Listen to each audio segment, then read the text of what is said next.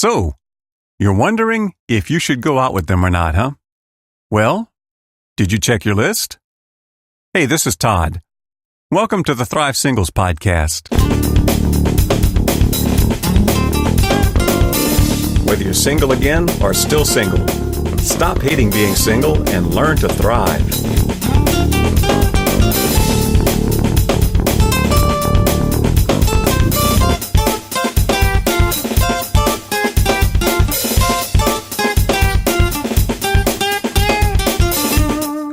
And welcome to this week's edition of the Thrive Singles Podcast.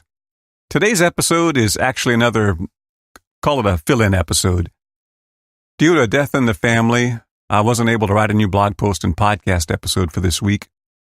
So I recorded this podcast based on I'd call it a pivotal blog post from March 2017 that I've referred to a few times recently, titled, "Are They Marriage Material? Check Your List." How do you know if someone's the type of person you'd want to marry?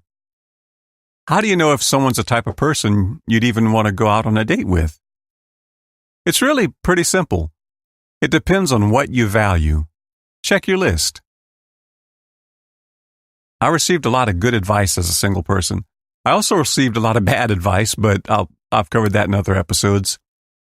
One of the best pieces of advice I received, I got from multiple sources.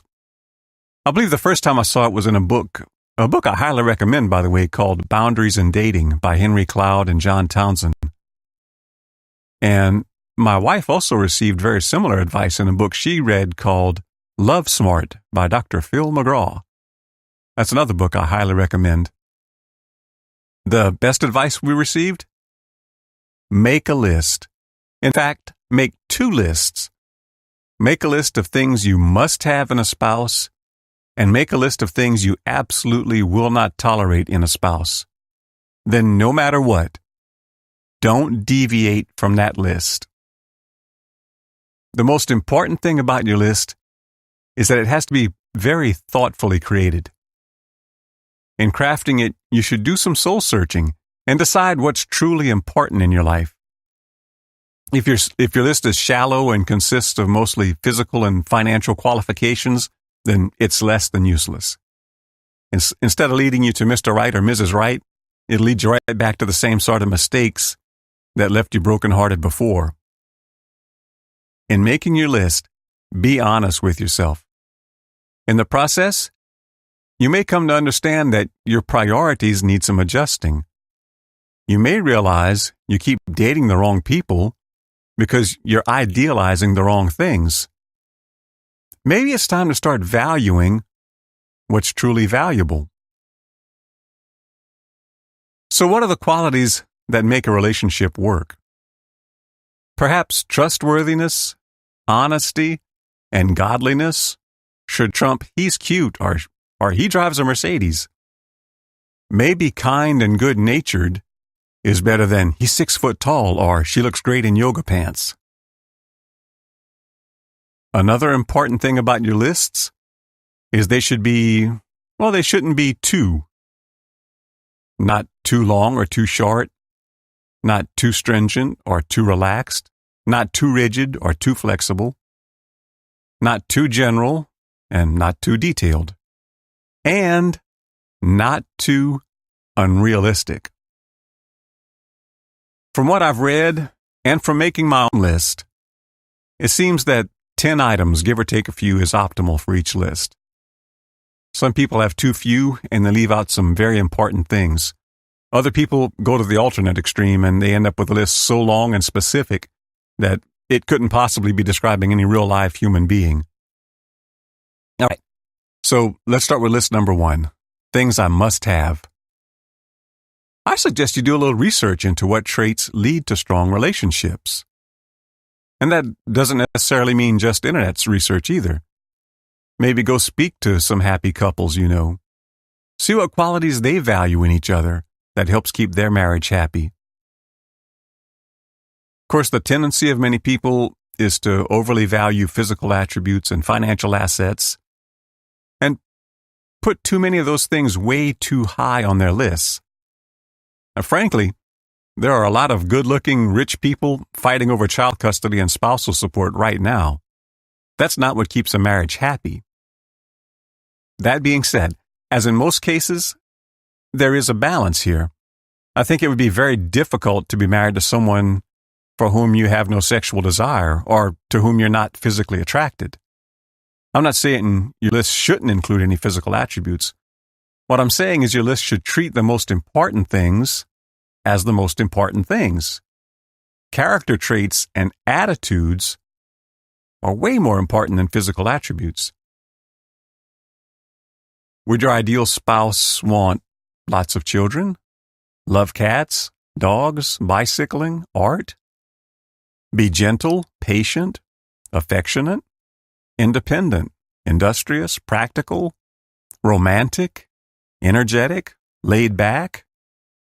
Would they be spiritual? Would they practice the same religion as you? Would they be physically fit, highly intelligent, educated? What describes the person you really want? All those things and many similar things are infinitely more important than hair color, eye color, annual salary, or what type of automobile a person drives. But please, do not take this lightly.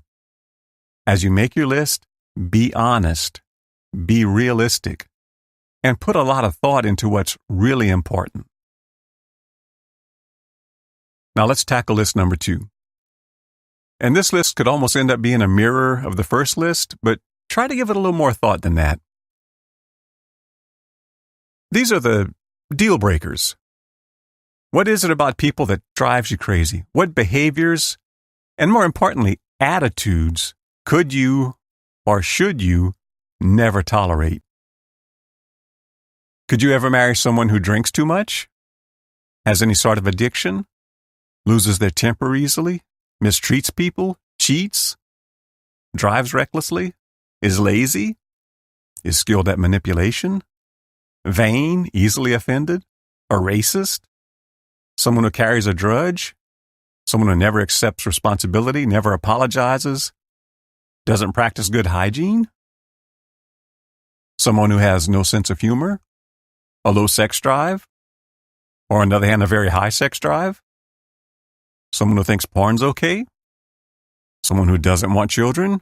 Or someone who wants 12 children? Think it through carefully. Do some research. Get input from people you trust. Then, once you've crafted an honest and reasonable list, stick to it. If someone catches your eye, and they're a fine physical specimen, they have loads of money, or even if they're the person everyone else wants you to go out with, that doesn't matter. None of that matters. Stick to your list. Even if people say you're still single because you're too picky, if your list is reasonable and well thought out, stick to it. So what are some things you must have in a spouse? What are some of your deal breakers? And are you ever tempted to override your list when someone catches your eye? Let's talk about it in the comments over at thrivesingles.com, or you can talk about it on our Facebook page, Thrive Singles Ministry, or on Twitter at Thrive Singles. Hope to see you around there. I hope you enjoyed this week's podcast. See you next week. Till then, be sure to subscribe and go check out my extensive archive of past posts at thrivesingles.com. And thrive on. Whoa, thrive. Yeah, come alive. There's more to life. You gotta grow, you gotta thrive. Whoa, whoa, you gotta thrive. There's more to life than to survive. You gotta grow, you gotta thrive.